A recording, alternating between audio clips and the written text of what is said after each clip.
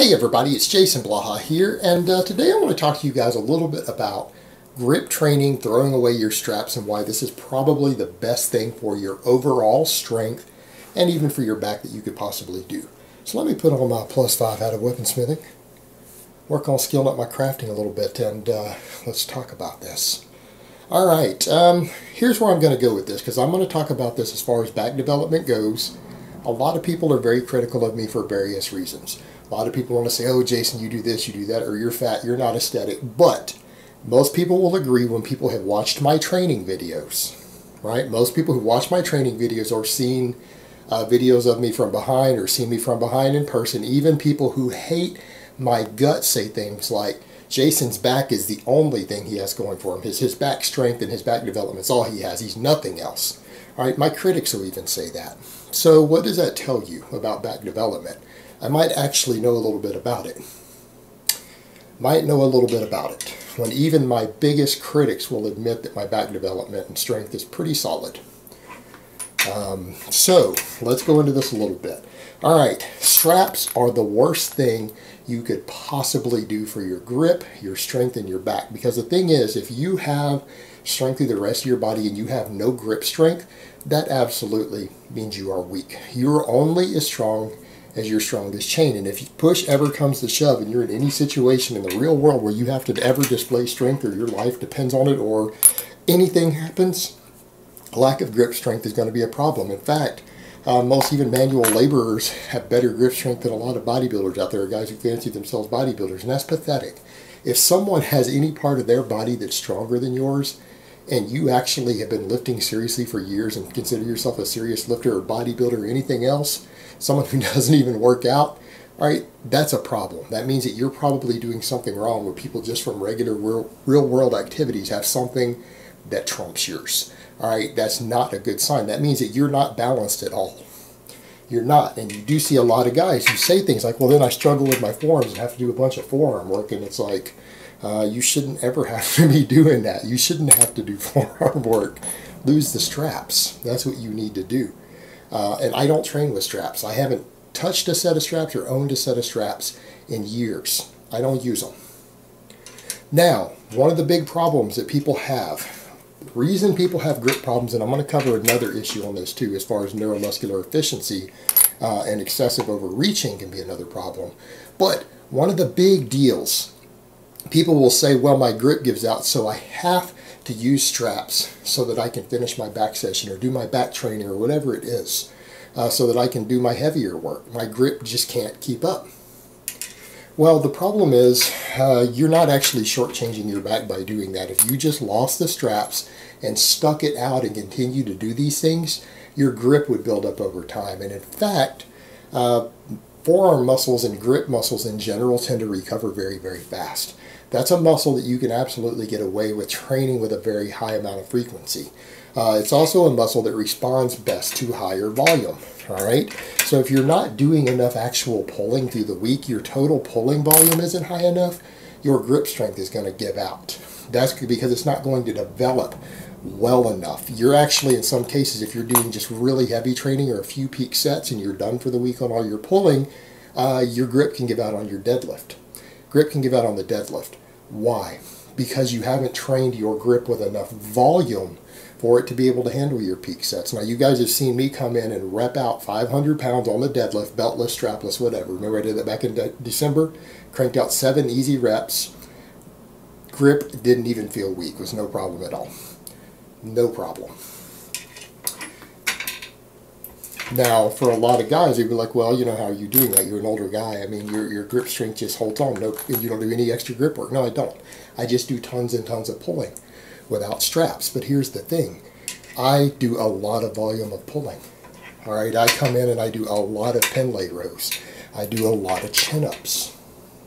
All right, I've done a lot of stuff like that to build my grip strength up. I'm not just developing it with the deadlift. I do a lot of pulling, and one of the biggest problems a lot of guys have with their back, they don't do enough pulling volume as it is. So if they're not doing enough pulling volume, and I mean with moderately heavy weights here, coming in and doing a lot of speed work, 10 sets of 3, things like that for your back. All right, they're not learning to grip the bar as tight as possible when they do rows, pin leg rows, whatever sort of rows. They're not gripping the bar as tight as possible on pull-ups, chin-ups, stuff like that. If you're doing a lot of volume of this stuff, your grip strength will develop proportionately to your back. For a lot of guys, it's because they're maybe doing too much little extra fluff, some extra lat pull downs or whatever. They're not actually getting things where they're pulling heavy barbells frequently enough, with enough volume, with enough tonnage through the week for their grip to develop. So then they get to something like their deadlift, and if they're only doing one peak set of deadlifts, their grip is going to be a problem sometimes, particularly on their heavy sets. It just can't keep up because they haven't given their grip enough tonnage to develop the strength that it needs. And a lot of that happens because guys will strap up for different exercises. Instead of saying, okay, my grip is my weak link, I'm just going to deal with it.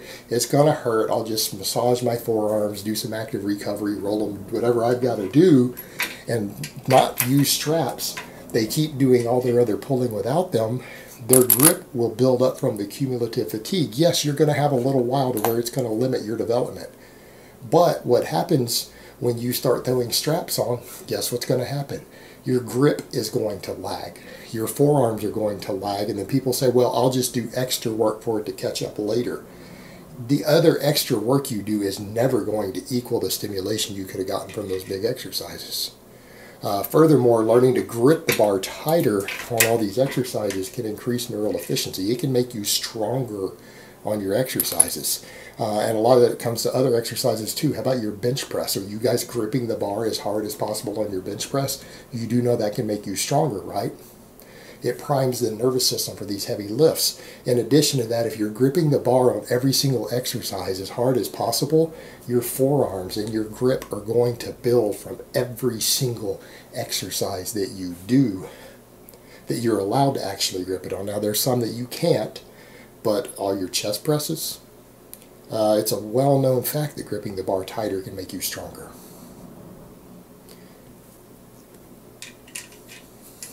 It can make you stronger. Why aren't you doing that? Same thing, guys. Then they're coming in and they're not doing enough volume of pulling to develop their grip. Well, there's a big hint right there. If you can't get your grip caught up to maintain doing all of your work on your deadlift, you're probably not doing enough rowing. You're probably not doing enough chin-ups, not enough pull-ups, stuff like that.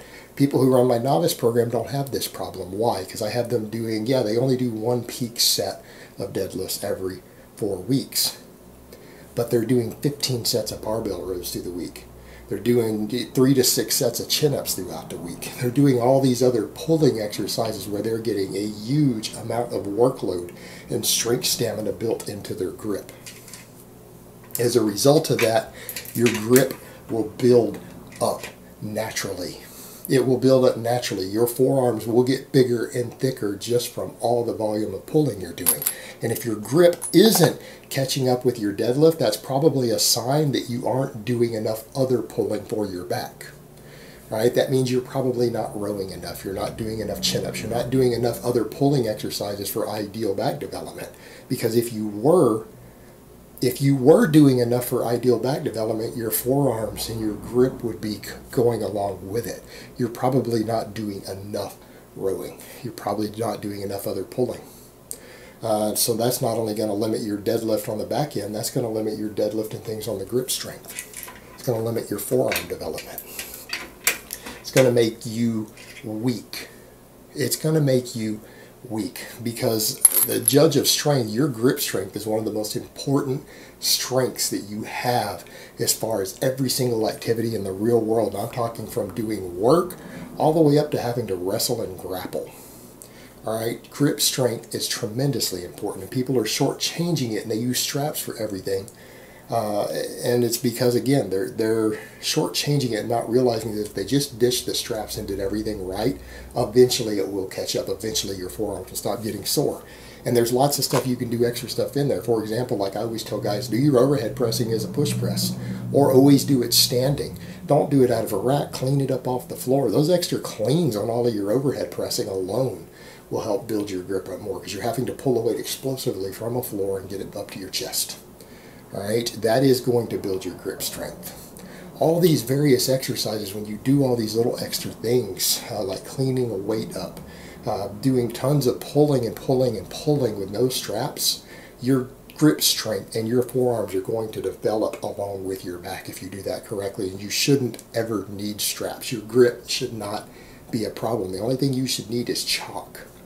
Now, the only other thing that happens there with some people, the reason your grip also gives out, when you know that you've trained your grip enough and your grip just seems to randomly give out for no reason on the deadlift, that's a sign that you're chronically overreaching on the deadlift. What that means is that your nervous system, your peripheral nervous system is giving out. It's not that the muscles of your forearms aren't strong enough. It's not that your grip isn't strong enough. It's that your nervous system is saying, I've had enough. I'm shot. I can't lift anymore. And it will do that to keep you from hurting yourself, because continuing to lift heavy when you're on that verge of chronic overreaching, when you're at the point where your body can't recover anymore, you're at a much higher chance of injury when that happens. And your body will try to protect you by having your grip give out. And it'll do it sometimes when you're doing a weight on your deadlift that you could normally do for 5 reps and your grip gives out on the 2nd or 3rd rep and the bar slips out of your fingers. That's a sign that you're pushing too hard, too heavy, too often on the deadlift, and you need to back it down a notch. That's your nervous system giving out, not your actual muscles. Alright guys, but that's really all I have to say on that today. I hope it's been informative, and I will talk to you guys next time.